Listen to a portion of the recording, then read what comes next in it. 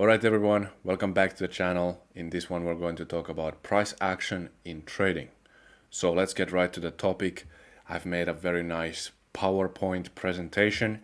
We're going to go through this one, which is the theoretical portion of this video, and then we're going to look at some practical examples on the charts. Alright, so let's get right to it. Why price moves? So the first thing we're going to do is define price and price action. These are technically two different things and they have different definitions. However, in trading related topics, it's typically described as the same thing, although it's technically different. So price is the amount of money expected, required, or given in payment for something, and price action is the movement of a security's price plotted over time. These are not my own definitions. These are straight from Google. You can check them out yourself. However, if I mention price and price action in this video and in future videos, just so you know, it's technically the same thing, but you know, it's also a different thing. So next we have the typical explanations for price action, and these are also not my own explanations. These I have taken from multiple different sources, which I will show you guys later on in the video. So typical explanations for price action. The number one explanation is fundamentals. Fundamental changes in the economy. Very basic stuff. A very big and broad subject which we're not going to go into in this video, and quite honestly I don't have the education to even talk about that subject. Then we have supply and demand. Very misrepresented topic in my opinion. Most of the videos I see on this subject, supply and demand, are completely mistaken. They don't really describe supply and demand to its full detail. I'm going to make a future video on that topic, probably the next video actually.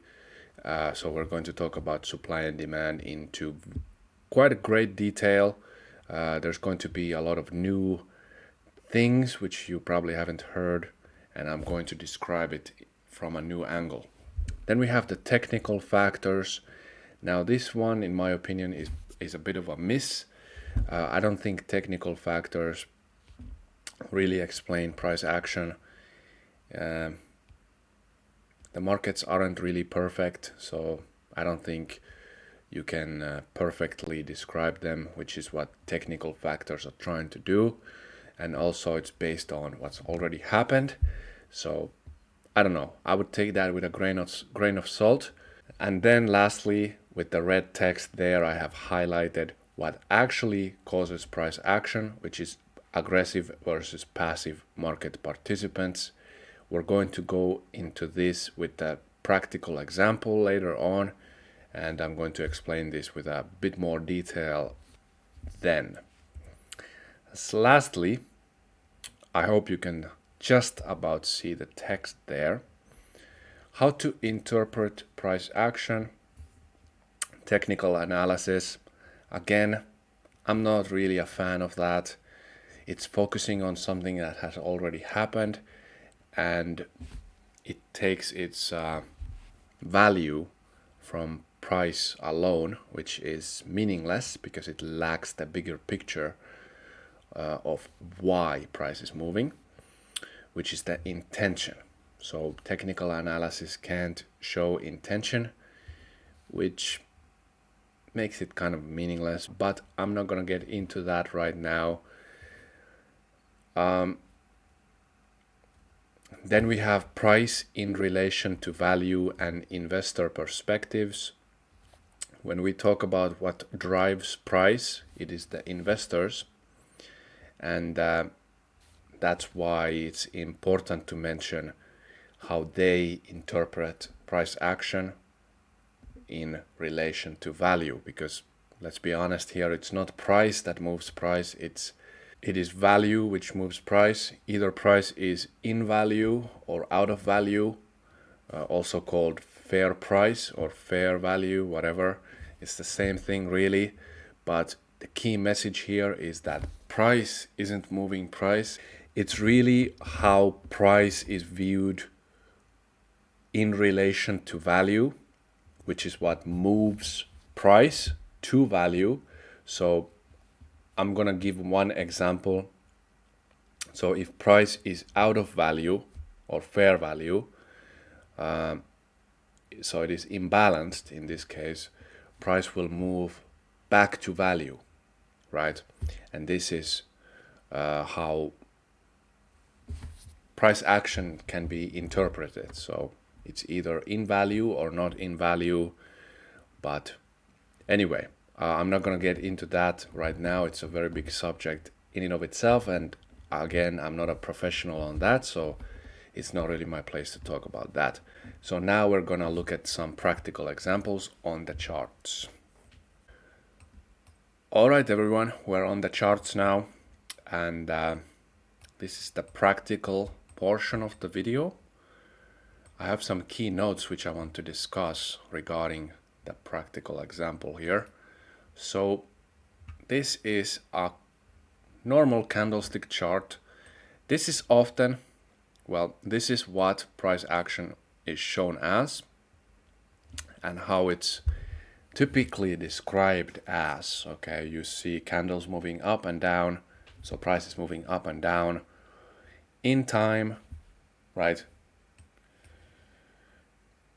And when you think about price action, this is probably the first image that comes to mind, just a normal chart here.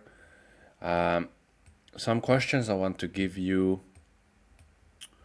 So as you can see here on the chart, you can't really tell what the bigger picture here is, especially to the question of why. Why is price moving? What's the intention behind price action? A candlestick chart does not give you that answer, which is why technical indicators also cannot give you that answer, because they are based on price action. And this chart is based on price action, so it's the same problem for that as well. So that's really the question here. Why is price moving up or down? What's causing that? What's the intention behind that? And, you know, if you just rely on price action, you'll never know the answer, which is why you'll never be able to predict where price might move next, because you lack that key knowledge. And I'm not saying that it's possible to predict where price is going to go, but you can get a pretty good idea what might happen next, and what's the most likely thing that's going to happen next. But this is going to take a lot of practice and some studying in other subjects which are beyond the scope of this video again. So I'm not going to get into that right now, but just giving you some thoughts that you can think about. Then we'll move on to the depth of market, which is right here. I'm going to minimize the chart for now. I'll bring it back soon. So we have the live market here open. You can see all the orders come in. I'm first going to explain what this is, and then we're going to talk about how it relates to this video's topic. So this is the depth of market, also called the DOM. Okay, so the DOM, it's the DOM, right? And this is basically where all the orders are shown, the market orders and the limit orders. So again, it's the passive versus the aggressive participants. So here on the left, we have the price. As you can see, price is right there. Then we have some volume here on the left. Again, very basic things. But then we have something you might have not seen before. We have the actual depth of market here, also known as supply. So supply is right there and also right there. Just going to change the color of my pen actually. So when people talk about supply and demand, this is what it actually is. You have the bids here. So these are the passive buyers. So it's the buy side supply, okay? And here we have the offers or the ask, and these are the passive sellers, also known as the sell side supply. And then on the middle here, we have the demand. So demand is right here. So the aggressive market participants, and you can see that orders are coming in and it's always taking from the supply side, right? So that's what this is. And again, if you didn't really understand how this works, how supply and demand works, don't worry. I'm gonna make a future video on that. But this video is about price actions, so I'm gonna stay in the subject here. So how price action really works is that you have the supply here, right? You have each level of supply. And when price is, let's say price is moving up for this example. So so let's say that price is moving up. So in this direction here, right? For price to move up, you would have to clear each level of depth, right? So for one tick, you would have to clear each level of supply or depth, right? And that is what causes price to move. If there is supply left on that level of price, price will not move anywhere. It will stay where it is because each level has to be cleared before price can move to the next. That's how it works. And I have never heard anyone talk about that on any videos. I haven't heard anyone explain it in this way before. So this is really I'm really giving something new, I think, on a YouTube video anyway. And the same works for the downside. So for price to go down, you have to clear each passive buyer, okay? So you have to clear all the supply from each level in order to move price down, right? So that is how price action actually works, right? So when people talk about supply and demand, that's not really explaining how and why and what. That's not really answering any questions. It's just creating more questions. So now you understand how price action really works. Market orders, so the aggressive participants, are taking initiative, and they are taking, either buying or selling, the passive orders, okay? So the supply side, the depth. And that is causing price to go into either direction. And as you can see here in the middle, for example, now buyers are clearly more active. So there's more aggressive buyers than aggressive sellers, which is causing price to go up, right? Very basic stuff, very easy to understand.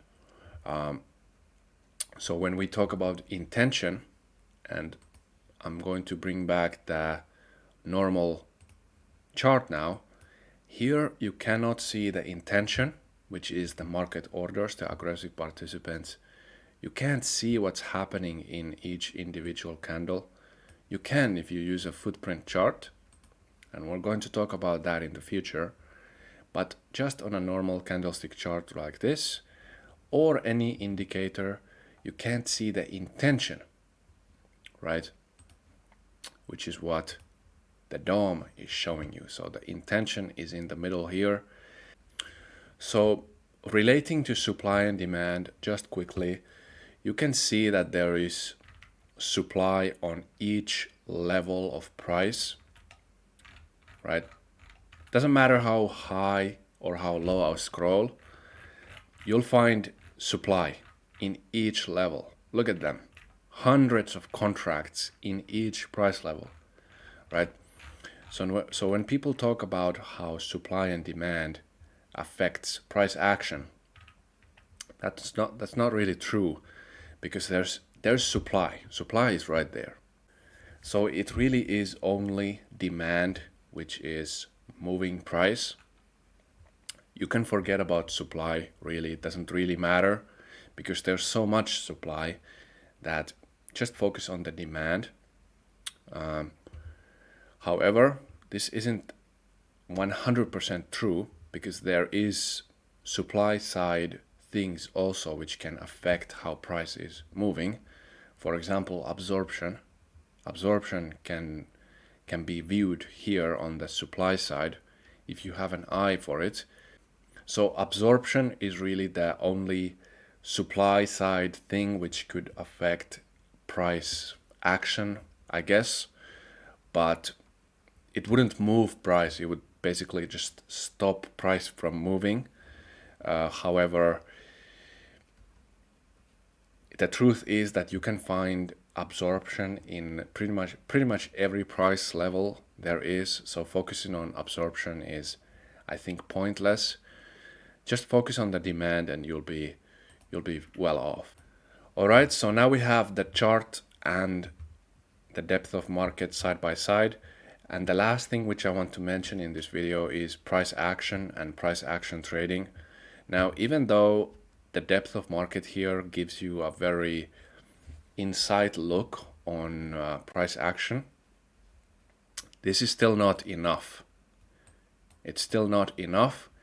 It's way more than what this side is. Let me just change the color again.